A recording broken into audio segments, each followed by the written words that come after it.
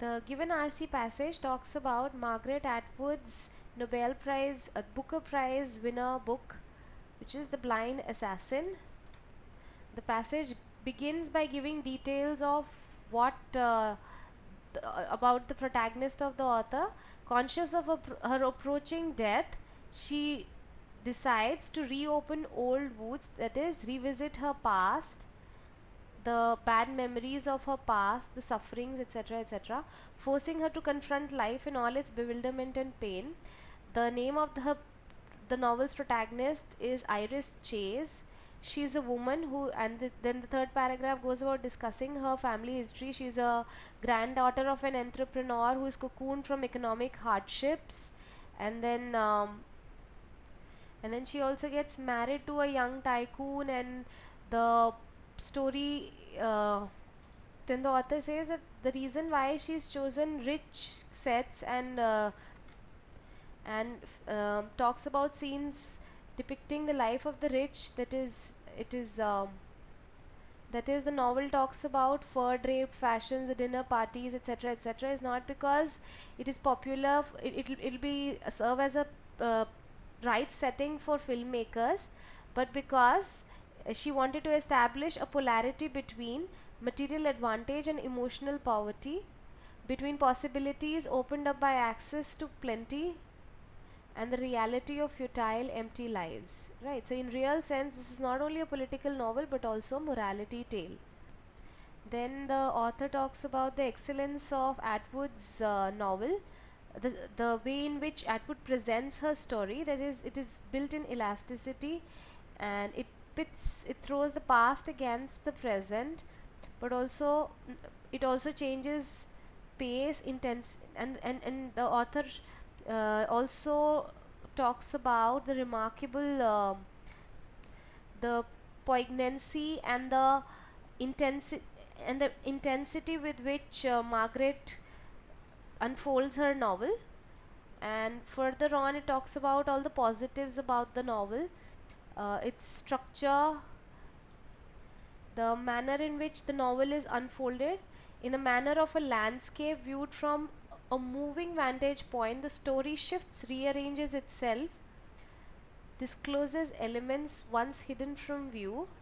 And then it says that the novel is an invitation, it's a journey into pain, and Atwood wields her pen like the most deadly and delicate of knives, cutting through to the raw edge of emotion, exposing our areas of great vulnerability, our relationships with others. Atwood's use of analogy is what the author comments about in the last paragraph. He says that Atwood also uses analogy and then gives an example of it. And then he says another remarkable feature of the novel is its tongue-in-cheek humor, and then gives an example again. Now let's look at the questions. The first question is, if medals are like holes shot in the cloth, then Atwood is a critic of what? Now the reference to this question is given in this paragraph here. It says that Atwood uses analogy, and what kind of analogy does she use? She gives an example of this scene from First World War. She says that when Iris's father, lamed and broken, returns home in his uniform from the First World War, his medals are like holes shot in the cloth through which the dull gleam of the real metal body can be seen. So clearly she is against war. She says that by comparing medals to holes shot in the cloth, she is suggesting that medals are one at the risk of being shot from the, it can be inferred from this particular line, holes shot in the cloth through which the dull gleam of the real metal body can be seen. So the body of the person who is shot is actually at stake for the medal that person wins, right? So clearly she is against war. She is against the fact that that war is so much glorified, and therefore the answer is option C. A says perpetrators of war. The given reference does not talk about the people who are against wars or who wrong war, so this also does not make sense. Third grade tailoring, it's got nothing to do with tailoring. The scene is about war. all medals and awards. She is not against all medals. She is against medals that are won at the price, at the risk of putting one's life at stake. Right, so therefore option D can also be eliminated. Hence the answer is option C. Next question says, pick out the odd one out. A sense of the contentious nature of experience, an interactive novel. This is a characteristic of the novel, that is Margaret's novel, The Blind Assassin, that the passage talks about. A moving vantage point. This is about the structure, the way in which the novel unfolds. And a sense of the contentious nature of experience. The author at one point says that the experience that the author presents in this novel is contentious. The nature of that experience is contentious. Therefore option A is also a characteristic of the novel. Only option D says a capacity for wry observation. It is not the characteristic of the novel. Instead, look at this paragraph. The last paragraph says, talking about Iris, it says she's become difficult in old age. She's possessed of a capacity of wry observation. So clearly this is the characteristic feature of Iris, and therefore it's an odd one out. Now the next question says, what does the author mean by the contentious nature of experience? Okay, the next question talks about what does the author mean by the contentious nature of experience. Now, is it that quality of experience which makes us satisfied with our lot? Since the nature of our experience is contentious, something that is controversial, that is disturbing, therefore option A can definitely not be the answer. Option B says contextual nature of the experience. The reference to this is given. This is the correct answer. Reference to this is given in this paragraph, which talks about here.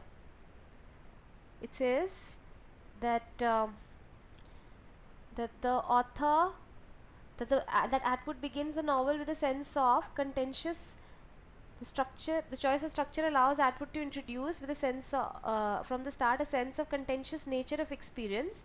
There is a world of difference between the clipped prose of the pro-establishment local paper and the dead Laura's unfolding of emotion. So the way in which a particular local newspaper presents information is very, very different from dead Laura's unfolding of information.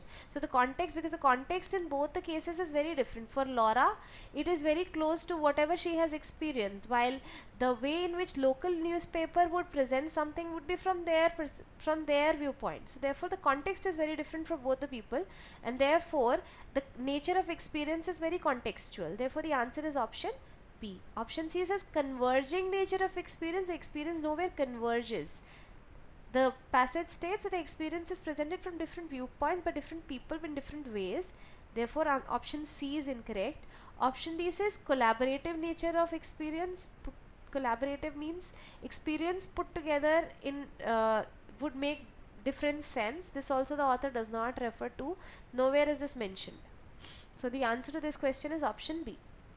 The next question says, identify the central theme of Atwood's novel. Its reference is given in this paragraph, which says that in the second paragraph it says that the Atwood's novel deals with what happens to relationships, to human potential, to the possibility of happiness when women are kept subordinate, stultified by their inferior status and locked in silence.